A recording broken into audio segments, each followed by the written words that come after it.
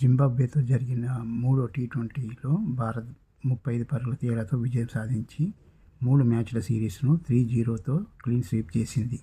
ఈ విజయంతో భారత్ టీ20 జట్టు కెప్టెన్ శ్రేయస్ అయ్యర్ చరిత్ర సృష్టించాడు. 3 లేదా అంతకంటే ఎక్కువ మ్యాచ్ల ద్వైపాక్షిక టీ20 సిరీస్లో జింబాబ్వేపై 3-0 క్లీన్ స్వీప్ చేసిన తొలి భారత కెప్టెన్గా రికార్డు నెలకొల్పాడు.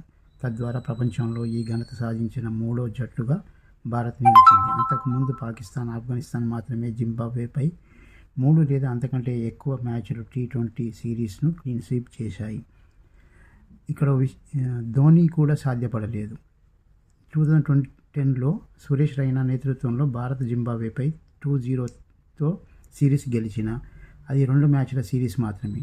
2015లో అజింక్య రహానే సిరీస్ను 1-1తో సమం చేయగా 2016లో MS ధోనీ నాయకత్వంలో భారత్ 2-1తో విజయం సాధించింది.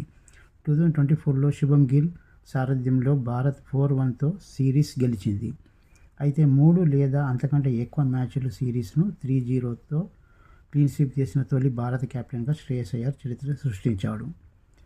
టీ20 ప్రపంచ కప్ విజేత కెప్టెన్ సూర్యకుమార్ యాదవ్ స్థానంలో బాధ్యత చేపట్టిన శ్రేయస్ అయ్యర్కు కెప్టెన్సీ ప్రారంభం నిరాశాజనకంగా సాగింది. ఐర్లాండ్తో 0-2, ఇంగ్లాండ్తో 0-4 తేడాతో వరుస సిరీస్ల్లో భారత్ పరాజయం పాలైంది. తొలి 7 మ్యాచ్ల్లో 1 ఫలితం లేకుండా 6 ఓటములు ఎదుర్కొన్న భారత్ కెప్టెన్ అయ్యర్ అవాంఛిత రికార్డు నమోదు చేశాడు.